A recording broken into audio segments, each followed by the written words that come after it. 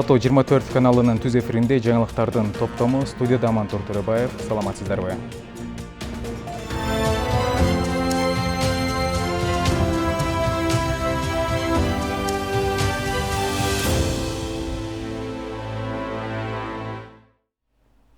Экинчи дүйнөлүк согуштагы жеңишке 75 жыл толду.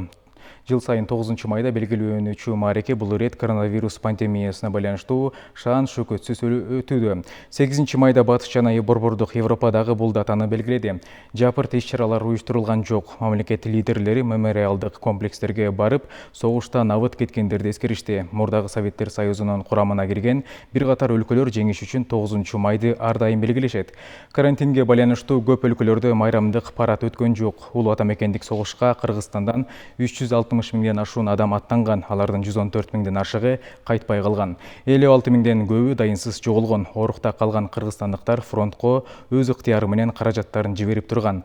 1939 жылы башталган экинчи дүйнөлүк согушта 50 миллиондон ашык адам каза тапкан, анын 27 миллиону мурдагы СССРдин жарандары болгон.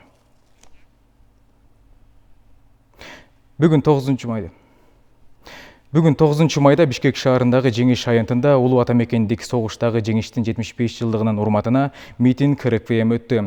Президент Сооронбай Жээнбеков өчпөс отко гүл коюп, улуу ата мекендик согушта курман болгондорду 1 мүнөттүк аза күтүү менен эскерди. Иш-чарага жогорку кеңештин төрагасы Дастанбек Жумабеков, премьер-министр Мухаммедкалый Абылгазиев, жогорку соттун төрайымы Гүлбара Калиева, экс-президент Роза Отунбаева, өлкөнүн куралдуу күчтөрдүн башкы штабынын башчысы Райымберди Дүйшөнбиев катышты.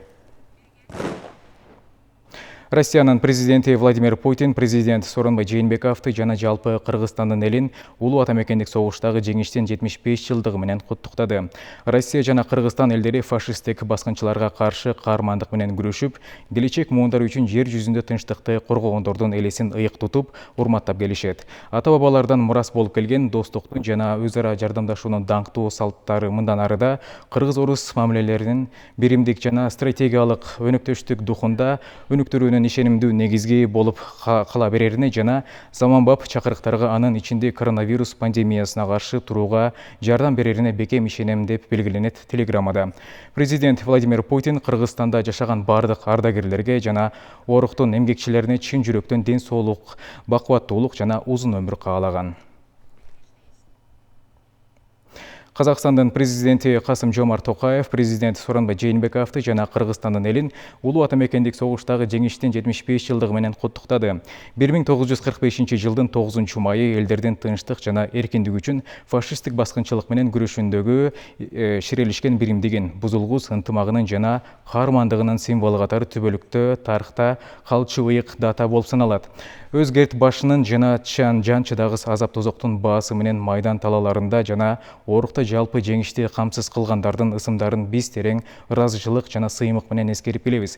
Кыргызстан менен Казакстандын бир тууган элдеринин ортосундагы достук мамилелерди, ак ниет, коңшулукту жана стратегиялык өнөктөштүктү мындан арыда өнүктүрүү биздин аталарыбыздын жана чоң аталарыбыздын көрсөткөн терең сый, урмат болоруна ишенем, деп айтылат телеграммада. Казакстан президенти Касым-Жомарт Токаев бардык ардагерлерге жана оруктун эмгекчилерине бекем ден соолук, бакубатчылык жана узак өмүр каалаган. Өзбекстандын президенти Шавкат Мирзиёев президент Сооронбай Жээнбековду улуу ата мекендик согуштагы жеңиштин 75 жылдыгы менен куттуктады. Сизди жана боордош Кыргызстан элин фашизмди жеңишинин 75 жылдыгы менен чын дилимден куттуктаймын. Бул күн согуш жылдарындагы катаал сыноолордо эр жүрөк жана баатыр ата-бабаларыбыздын болуп көрбөгөндөй чыдамкайлыгын, кажыбас кайратын жана чексиз эрдигин, мекенге белгиленгендигин даңазалаган майрам. Биздин бир тууган элдерибиз фронттун алдыңкы катарындагы кандуу салгылашууларда өтө оор жана катаал мезгилде жанаша туруп, бири-бирине жардам берип, колдоо көрсөтүп, жалпы жеңишибизге жетүүгө эбегейсиз салым кошкон. Муну жогору баалаган муун катары аларга урмат көрсөтүү жана өзгөчө кам көрүү боюнча биздин мамлекеттерде бир топ иштер аткарылып жатат. Достук, ынак, кошуналык жана стратегиялык өнөктөштүк принциптеринде негизделген кыргыз-өзбек алакалары мындан арыда биздин аймакта гүлдөп өнүгүүнү жана туруктуулукту камсыз кылууга жана ошондой эле азыркы күндүн чакырыктарына каршы натыйжалуу күрөшүүгө кызмат кылат деп ишенем. Учурдан пайдаланып, сизге чың ден соолук, үй бүлөлүк бакыт жана жаңы ийгиликтерди, ал эми боордош Кыргызстан элине тынчтык жана гүлдөп өсүүнү каалаймын, деп белгиленет Өзбекстандын президентинин куттуктоосунда. Тажикстандын президенти Эмомали Рахмон президент Сооронбай Жээнбековду улуу ата мекендик согуштагы жеңиштин 75 жылдыгы менен куттуктады. Улуу жеңишкен мурунку Советтер Союзунун бардык элинин жалпы душманга каршы бир сапка туруп жасаган эрдигинин, каармандыгынын, биримдигинин жана жанын аябастан эмгектенүүсүнүн натыйжасында жетишилген. Согуш саласында жана орукта биз үчүн жеңишке жетишкендердин элесин эскерип, алардын теңдешсиз эрдиги менен сыймыктанабыз. Мезгилдин сыноосунан өткөн биздин өлкөлөрдүн достук жана кызматташтык мамилелери боордоштуктун, өзара сыйлоо, колдоо жана жардам берүү салтын улап, мындан арыда элибиздин жыргалчылыгы, тынчтыгы жана туруктуулугу үчүн бекемделип, өнүгө берерине ишенемин. Сизге бекем ден соолук жана сиздин мамлекеттик ишмердүүлүгүңүздө жаңы ийгиликтерди, ал эми боордош Кыргызстандын элине тынчтык, бакубаттуулук мындан арыда туруктуу өнүгүп өсүүсүн каалайм деп белгиленет Тажикстандын президентинин куттуктоосунда.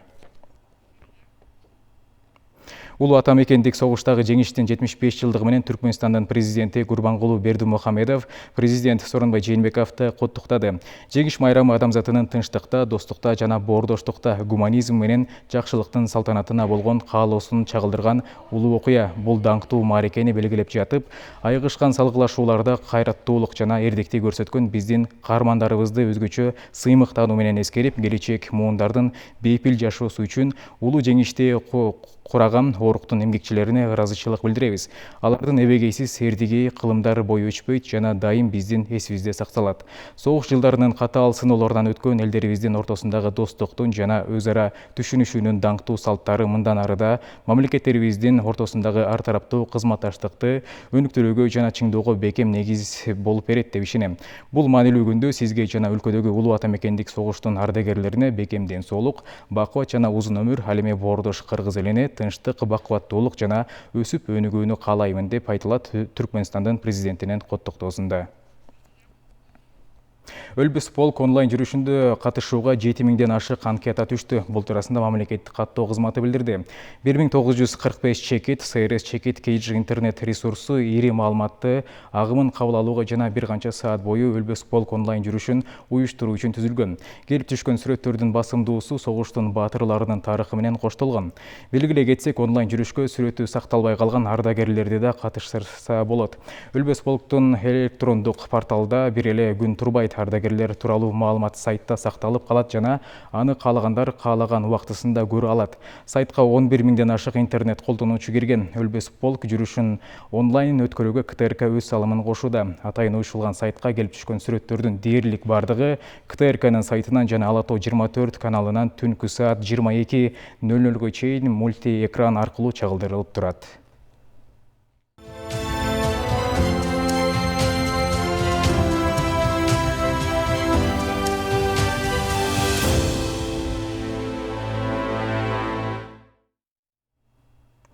Башка кабарлардан мамлекеттик чек ара кызматынын коомчулук менен байланыш бөлүгү бүгүн вице-премьер-министр Акрам Мадымаров, Саламаттык сактоо министрлигинин медициналык бригадасы жана чек ара кызматынын аскер врачтары менен аскердик учакта Баткен облусуна учуп кеткенин маалымдады. Инцидент болгон аймакка буга чейин чек ара кызматынын төрагасы Уларбек Шаршеев барган. 9 майда саат 12:30 караата Кыргыз-Тажик мамлекети чек арасынын чек деген аймагында кырдаал салыштырмалуу туруктуу деп мүнөздөлүүдө. 8 майда Кыргыз-Тажик чек арасындагы ок атышууда жаракат алган 3 жоокер менен бир жай тургун Баткен облустук бириктирилген ооруканасына түшкөн. Бул тууралуу Саламаттык сактоо министрлигинин маалымат кызматы билдирди. Учурда 3 аскер кызматкери ооруканада дарыланып жатат. Ал эми жай тургун алгачкы медициналык санитардык жардам алып, абалы канааттандырарлык деп табылгандан кийин амбулатордук дарыланууга жиберилген. Жабырлануучулардын бири 1994 жылы туулган жоокердин көкүрөк туштагы омурткасына, ичине жана жамбаш сөөктөрүнө ок тийген. Операция жасалды, абалы оор деп бааланууда. Экинчи жабырлануучу 1995 жылы туулган чек арачынын да көкүрөгүнө ок тийип, операция жасалды. Абалы орточо туруктуу деп айтылды. Үчүнчү жабырлануучу 1996 жылы төрөлгөн чек арачынын ок көкүрөгүн тешип чыккан. Жаракаттын алгачкы хирургиялык дарылоодон өткөрүшкөн. Абалы орточо туруктуу деп бааланып жатат. Бардык жабырлануучулар медициналык көзөмөлдө, дары-дармек, медициналык шаймандар жана кан компоненттери жетиштүү өлчөмдө.